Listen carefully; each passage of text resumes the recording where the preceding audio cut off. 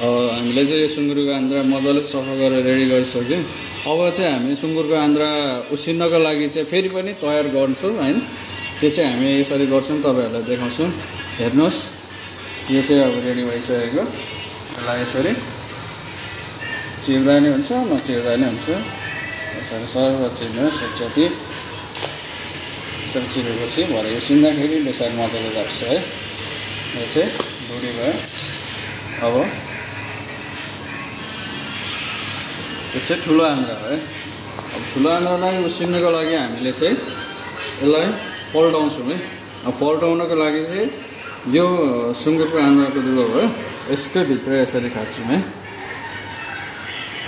यसकै भित्र यसरी मजाले खाँदैपछि सरर हुन्छ यो।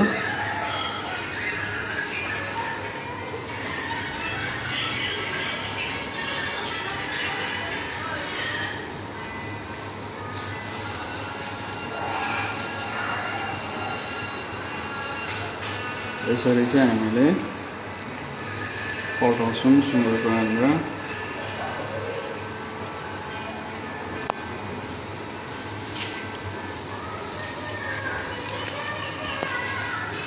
यसरी पल्टिसक्यो है सुँगुरको आन्द्रा।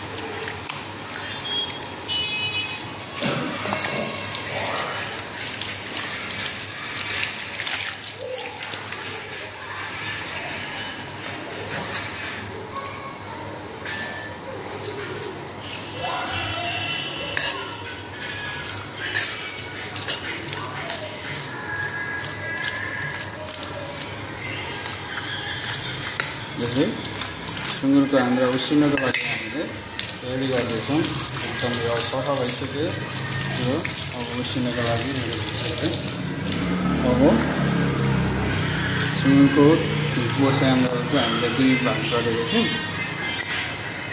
फेरि यसलाई पनि अहिलेको जसरी नै यसरी खान्छौँ। यसरी मजाले खान्छौँ, तलको सर्दै जान्छ।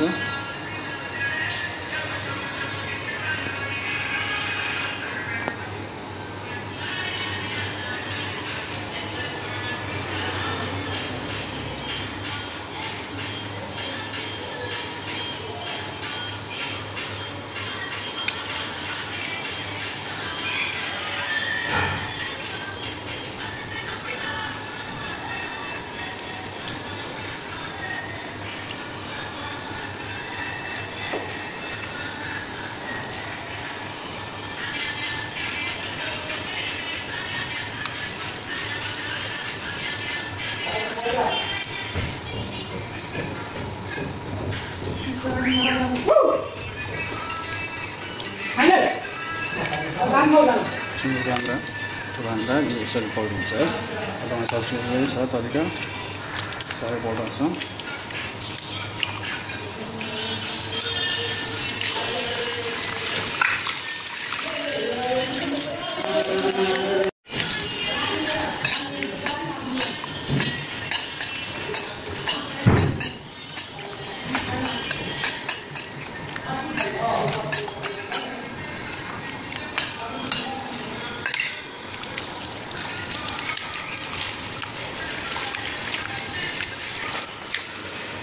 यो चाहिँ अब सुँगुरको आन्द्रा उसिन्नको लागि ठुलो आन्द्रा रेडी भयो। अब चाहिँ हाम्रो सुँगुरको आन्द्राको सानो आन्द्राको पालो आयो। सानो आन्द्रालाई चाहिँ हामीले त्यस्तो हुन्छ। अब यसमा सानो चिराहरू पार्छौँ, यसरी च्याप्छौँ थोरै। च्यातेपछि यसरी औला हालेर सरर यसरी तान्छौँ है। यसलाई चाहिँ चिर्छौँ है हामीले। सुँगुरको दुधे आन्द्रालाई चाहिँ यसरी मजाले चिर्छौँ।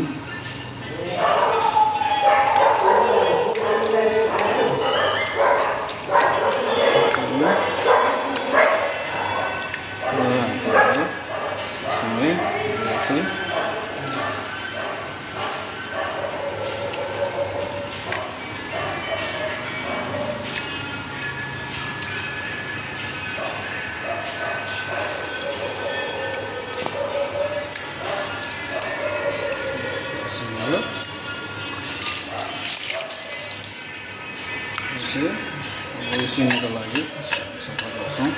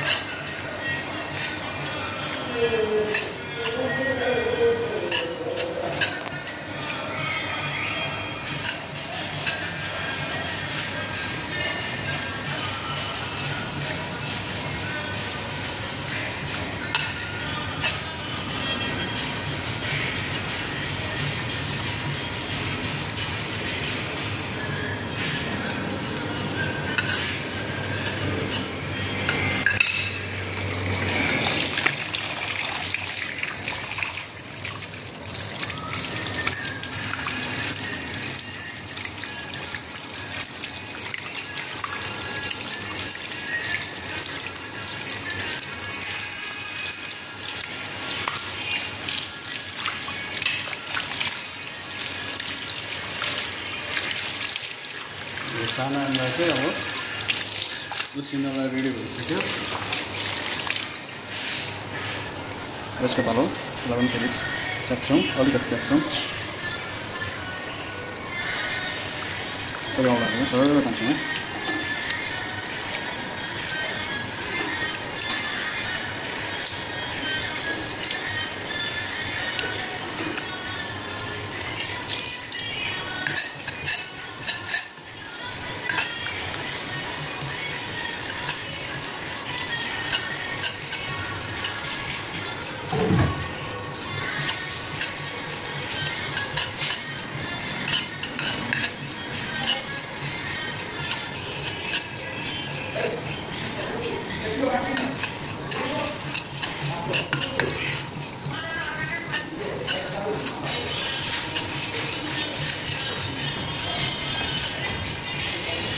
मेरो चाहिँ खानु पर्छ है।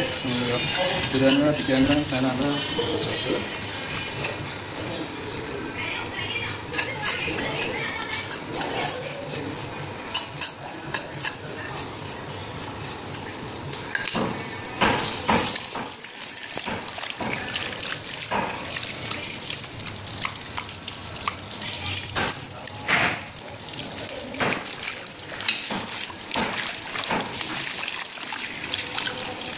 यसरी चाहिँ सुँगुरको आन्द्रालाई हामीले सफा तरिकाले गर्छौँ।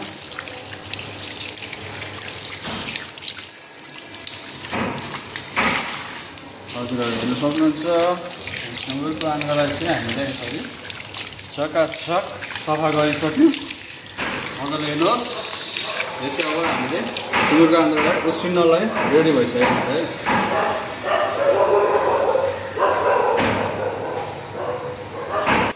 सुँगुरको आन्द्रा भुँडी चाहिँ हामीले तयार गरेर यसरी ठुलो तपेसको भाँडामा राखिसकेका छौँ।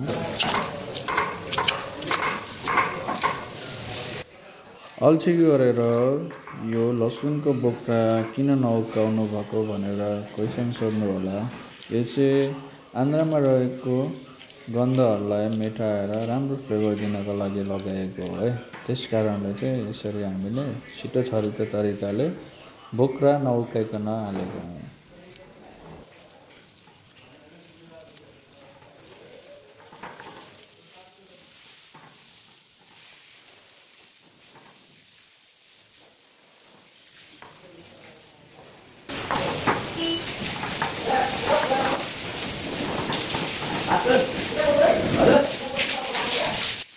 यसरी हामीले चाहिँ लसुन मजाले कुचाइसकेर यसरी आन्द्रामा हाल्छौँ है।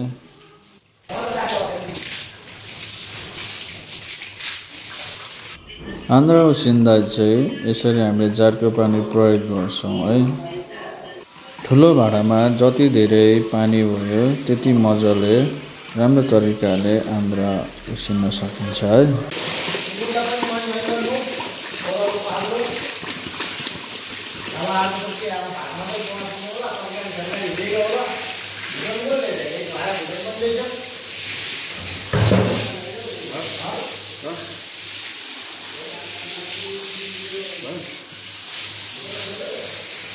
अब चाहिँ हामीले पानी प्रशस्त मात्रामा हालिसकेपछि बेसारको मात्रा अलिक ज्यादा बढाएर हामीले बेसार यसरी मजाले पानीमा आन्द्रामा गरेर हाल्छौँ है। जति धेरै बेसार हाल्यो त्यति राम्रो बेसारको कलर आन्द्रामा निस्किन्छ है।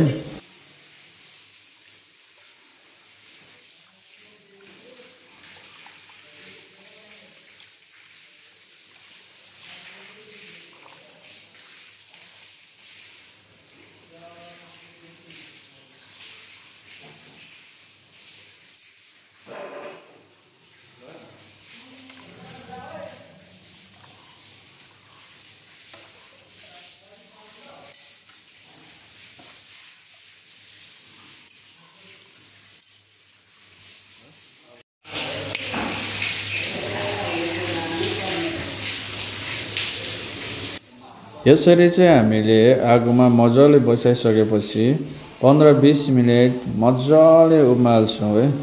त्यसपछि चाहिँ आन्द्रा मजाले पाक्छ, राम्रो तरिकाले कलर पनि निस्किन्छ। तपाईँहरूले हेर्न सक्नुहुन्छ।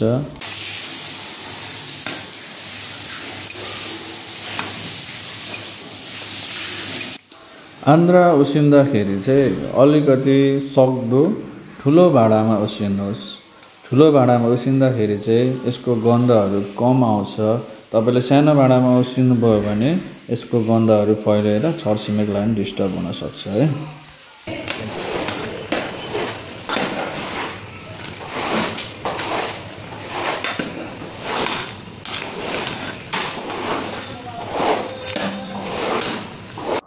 अब चाहिँ हामीले आन्द्रा उसिनिसकेपछि जारको पानीले यसरी मजाले पखाल्छौँ है।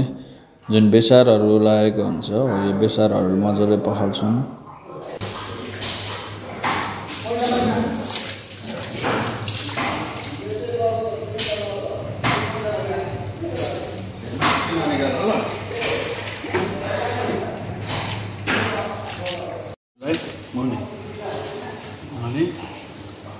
आधी मोटो खानालाई यसलाई यसरी एउटा मात्र निकाल्ने फुलबसो एउटा फुलबसोलाई यता भित्र लुकाइदिउँ। यसलाई यस्तो लुकाइदिउँ मोटो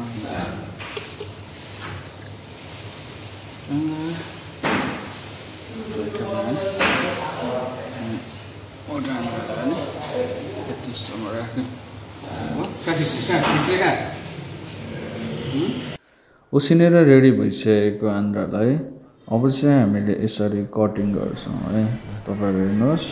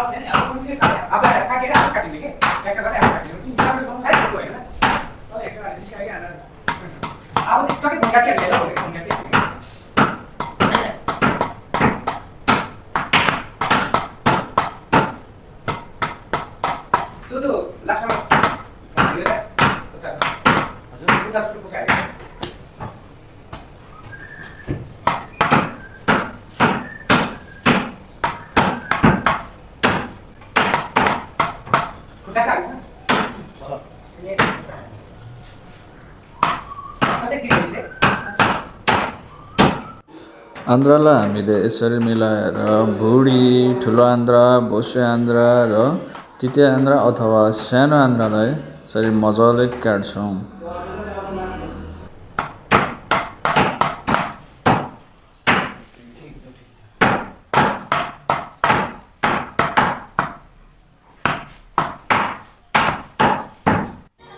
तपाईहरुलाई यो भिडियो कस्तो लाग्यो होला कृपया प्रतिक्रिया दिनुहोस् होला। आजका लागि यति नै। हस्त धेरै धेरै धन्यवाद।